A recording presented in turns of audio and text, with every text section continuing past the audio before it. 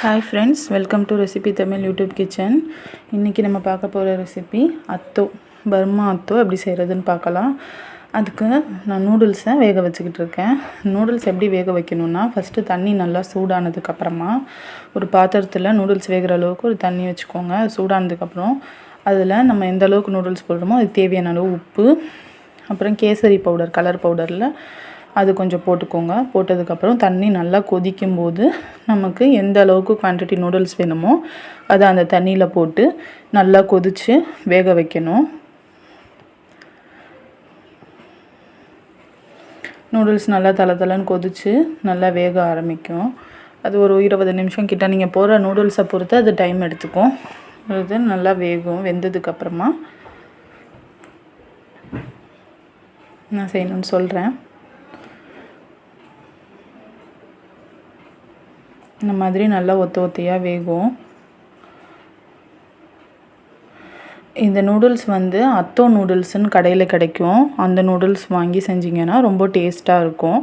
இல்லைன்னா சாதாரணமாக நம்ம நூடுல்ஸ் செய்வோம்ல, அந்த மைதா மாவு நூடுல்ஸே நம்ம வாங்கி செய்யலாம். அதுலேயும் செய்யலாம். ஆனால் இந்த பெரிய பெரிய நூடுல்ஸ், இந்த அத்தோ நூடுல்ஸில் இது கிழங்கு மாவில் செய்வாங்க. இந்த நூடுல்ஸில் செஞ்சோன்னா இன்னும் நல்லா ருசியாக நல்லா டேஸ்ட்டாக அதே மாதிரி நமக்கு பர்ஃபெக்டாக கிடைக்கும்.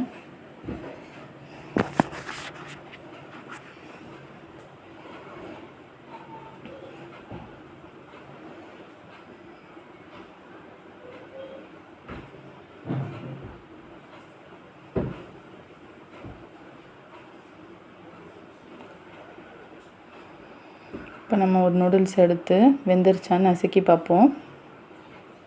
ரொம்ப சூடாக இருக்குங்க. அதனால் ஒரு பிளேட்டில் தண்ணியில் போட்டு நசுக்கி பாருங்கள்.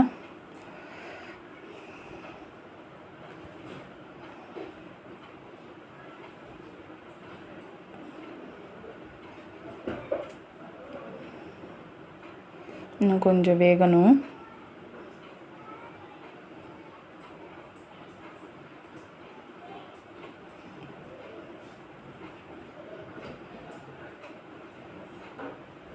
மறுபடியும் எடுத்து நசுக்கி பார்ப்போம். நல்லா முந்தி வந்துடுச்சு பாருங்கள், வெந்துருச்சு. நூடுல்ஸ் நல்லா வெந்துருச்சு. இப்போ நம்ம வடிச்சிருவோம். இந்த தண்ணியெல்லாம் நல்லா ஃபில்ட்ரு பண்ணி எடுத்துட்டு வடிக்கிறோம் இல்லைங்க, நல்லா வடித்து எடுத்துட்டு மறுபடியும் அந்த நூடுல்ஸில் பச்சை தண்ணி ஒரு 2-3 செம்பு பச்சை தண்ணி ஊற்றி அதை நல்லா அலசி எடுத்துக்கணும். எடுத்து வச்சுட்டு அதில் கொஞ்சம் ஒரு 2 ஸ்பூன் ஆயில் போட்டு நல்லா மிக்ஸ் பண்ணி நூடுல்ஸை வச்சிடணும். ஒரு ஸ்ட்ரெயினரில் போட்டு வச்சுருங்க. இப்போது அத்தோ செய்கிறதுக்கு பூண்டை நல்லா உரித்து பொடி பொடியாக கட் பண்ணி வச்சுருக்கோம். அந்த பூண்டை எண்ணெயில் போட்டு நல்லா ஃப்ரை பண்ணி எடுத்து வச்சுக்கலாம். பூண்டு ஒரு முக்கியமான ஃப்ளேவருங்க அத்தோக்கு. ரொம்ப ரொம்ப இம்பார்ட்டன்ட் இது. அது ரொம்ப கருகிருச்சுனாலும் கசந்து போயிடும். அதனால் பொறுமையாக நம்ம ஸ்டவ்வை மீடியம் ஃப்ளேமில் வச்சு பொறுமையாக பக்கத்துலேயே நின்று ஃப்ரை பண்ணி எடுக்கணுங்க. இது வேறு எந்த வேலையிலையும் கான்சன்ட்ரேட் பண்ணக்கூடாது. பூண்டு பொரிக்கும் போதுனா கொஞ்சம் விட்டாலும் அது கருகி போயிடும். அப்புறம் நம்ம அவ்வளோ நேரம் உரித்து அறுத்தது எல்லாமே வீணாக போயிடும்.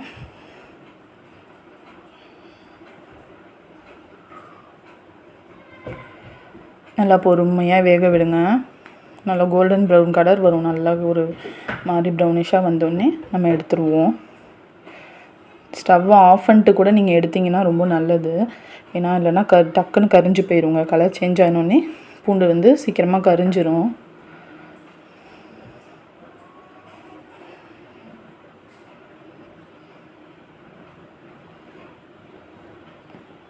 கலர் மாறுது பாருங்கள். இந்த மாதிரி நல்லா கலர் வந்தோடனே நம்ம எடுத்துடணும் ஃப்ரை பண்ண பூண்டை. ஸ்டவ்வை ஆஃப் பண்ணிட்டு எடுத்திங்கன்னா இன்னும் நல்லா பெனிஃபிட்டு. இப்போது காஞ்ச மிளகா வத்தலை வறுத்து எடுத்துக்குவோம். இது நம்ம ஃப்ளேக்ஸாக பண்ணி வச்சு போடுவோம்ல அத்தோவில், இதுதான் காரத்துக்கு நம்ம சேர்க்குறது. இதையும் நல்லா செவந்து வர அளவுக்கு ஃப்ரை பண்ணி எடுத்துக்கலாம்.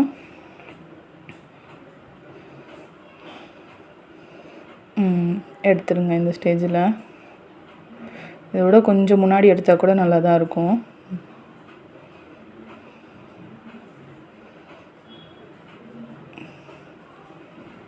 நான் பேன் சின்னதாக வச்சனால 2 டைம்ஸ் போட்டு ஃப்ரை பண்ணி எடுத்துக்கிறேன். நீங்கள் கொஞ்சம் அகலமான பாத்திரம் வச்சிங்கன்னா ஒரே தடவையில் போட்டு பொரித்து எடுத்துடலாம்.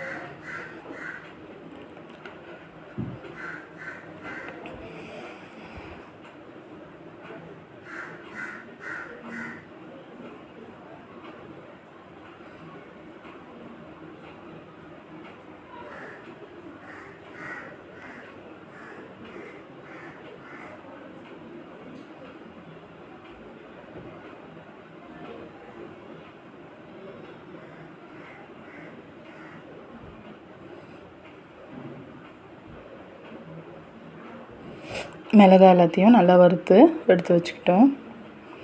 இப்போது வெங்காயத்தை நல்லா ஸ்லைஸ் பண்ணி வச்சுக்கோங்க. மெல்லிசாக எந்த அளவுக்கு முடியுதோ அந்த அளவுக்கு மெல்லிசாக நல்லா ஸ்லைஸ் பண்ணி வச்சுக்கோங்க. உங்கள்கிட்ட ஃபுட் ப்ராசஸர் இருந்தால் அதில் கூட போட்டு எடுத்துக்கலாம், அது இன்னும் நல்லாயிருக்கும். நல்லா பிரியாணிக்கு மாதிரி நீளமாக கட் பண்ணுவாங்களே அந்த மாதிரி கட் பண்ணி வச்சுக்கோங்க. இந்த வெங்காயத்தை எண்ணெயில் போட்டு பொரிச்சு எடுத்து வச்சுக்க போகிறோம்.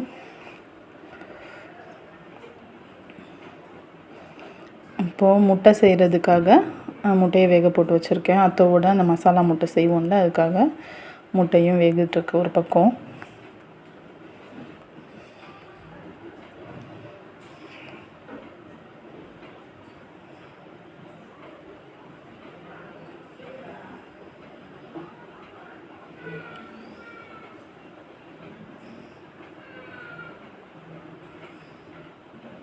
நம்ம அத்தோ செய்கிறதுக்கு நிறைய பொறுமையாக வேணும். நல்லா பொறுமையாக ஒன்றொன்றையும் நின்று பொறுமையாக ஃப்ரை பண்ணி அந்த பக்கம் இந்த பக்கம் போகாமல் கரிஞ்சு போகாமல் பக்கத்துலேயே நின்று செய்யணுங்க.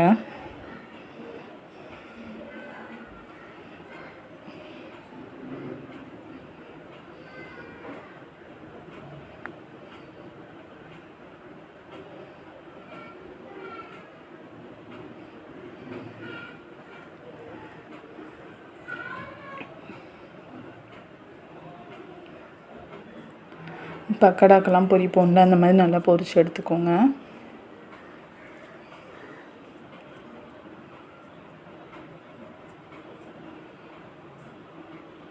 நான் ஒவ்வொன்றையுமே ஸ்டவ்வை ஆஃப் பண்ணிட்டு தான் எடுக்கிறேன்.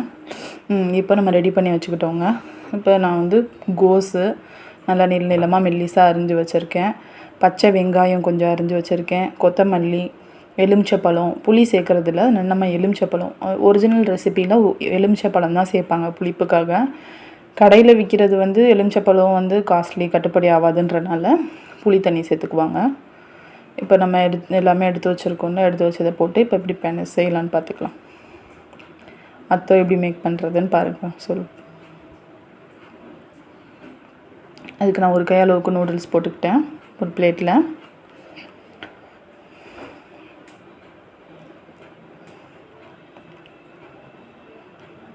நம்ம பொரிச்சு வச்சுருந்தோம்ல அந்த வெங்காயம் கொஞ்சம் போட்டுக்கலாம்.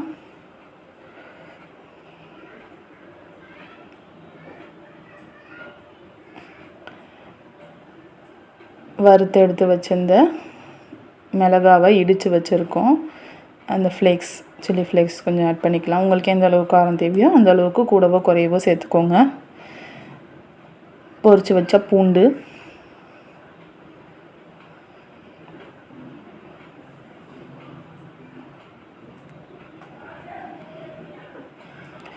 இது வந்து உடச்ச கல்லையும் வேர்க்கல்லையும் போட்டு அரைச்ச பொடி, அதை சேர்த்துக்கிறோம்.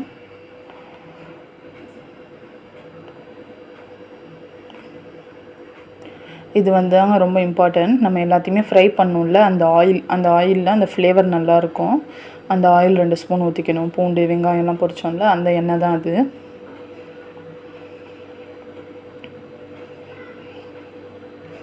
அப்புறம் கொஞ்சமாக சால்ட்டு வாட்ரு, உப்பை தண்ணியில் கரைச்சி வச்சுருக்கோம், அது கொஞ்சம் ஊற்றிக்கிறோம்.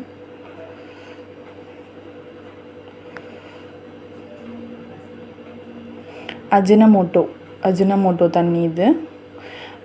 பர்மா ஃபுட் எல்லாத்துக்குமே அஜினமோட்டோ கண்டிப்பாக யூஸ் பண்ணுவாங்க. உங்களுக்கு வேணான்னா நீங்கள் தவிர்த்துக்கோங்க. இப்போ நம்ம பொடியாக நறுக்கி வச்சிருந்த முட்டை கோஸ் சேர்த்துக்கிறோம். பச்சை வெங்காயம் சேர்த்துக்கிறோம். கடைங்களில் அதிக அளவில் சேர்த்துருப்பாங்க முட்டைகோஸும் பச்சை வெங்காயமும். நாங்கள் எங்களுக்கு தேவையான அளவு கொஞ்சம் கம்மி பண்ணிக்கிட்டோம். பொடியாக நறுக்கி வச்ச மல்லித்தலை எல்லாத்தையும் சேர்த்து பேஜோ, இந்த ஸ்டேஜில் பேஜோ உங்கள்கிட்ட எலுமிச்சப்பழத்தை புழிஞ்சிக்கோங்க. பேஜோவும் நீங்கள் ஆட் பண்ணிக்கோங்க. என்கிட்ட இன்றைக்கி பேஜோ இல்லை, அதனால் நான் சும்மா விரும்பின இப்போ செய்கிறேன் அத்தோவை.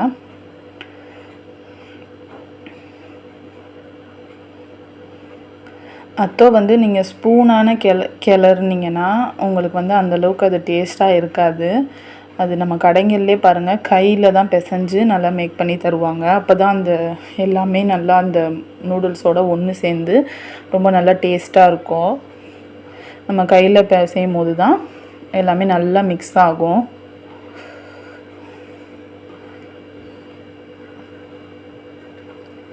எல்லா ஸ்பைசஸ் வெஜிடபிள்ஸ்லாம் நல்லா அந்த நூடுல்ஸோடு நல்லா மெர்ஜ் ஆகும். நீங்கள் ஸ்பூனால் பண்ணிங்கன்னா அது வந்து அந்தளவுக்கு ஒட்டாது அத்தோவில். நல்லா அத்தோ எப்பயுமே கைகளால் பிசைஞ்சு சாப்பிட்டு பாருங்கள், ரொம்ப டேஸ்ட்டாக இருக்கும். அவ்வளோதான், அத்தோ செஞ்சாச்சுங்க. இப்போ ஒரு பிளேட்டில் நம்ம ட்ரான்ஸ்ஃபர் பண்ணிக்கலாம்.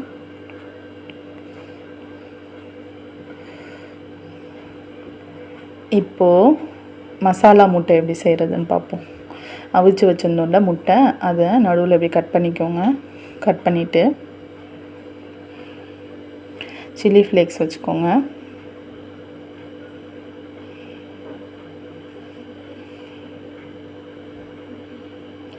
ஆயில் நம்ம பொரிச்சு வச்சுருந்தோம்ல அந்த எண்ணெய்,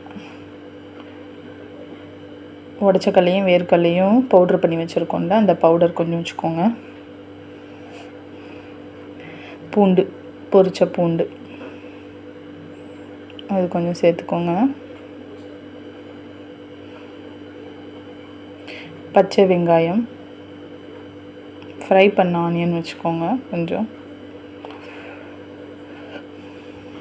கொஞ்சம் கொத்தமல்லி தழை. அவ்வளோதாங்க, சூப்பரான முட்டையும் ரெடி ஆயிடுச்சு. இப்போ அதை அப்படியே அத்தோ மேலே வச்சு முட்டையை அப்படியே முழுசாக சாப்பிட்றது தாங்க ரொம்ப டேஸ்ட்டாக இருக்கும். முடிஞ்சால் உங்களால் முழுசாக சாப்பிட்டு பாருங்கள். சூப்பரான பர்மா அத்தோ அண்ட் முட்டையும் சூப்பராக ரெடி ஆயிடுச்சு. இதே மாதிரி நீங்களும் வீட்டில் ட்ரை பண்ணி பார்த்துட்டு எப்படி இருந்துச்சுன்னு எனக்கு கமெண்ட் பண்ணுங்கள். பிடிச்சிருந்தால் லைக் பண்ணுங்கள், ஷேர் பண்ணுங்கள், சேனலை மறக்காமல் சப்ஸ்கிரைப் பண்ணுங்கள். தேங்க்ஸ் ஃபார் வாட்சிங்.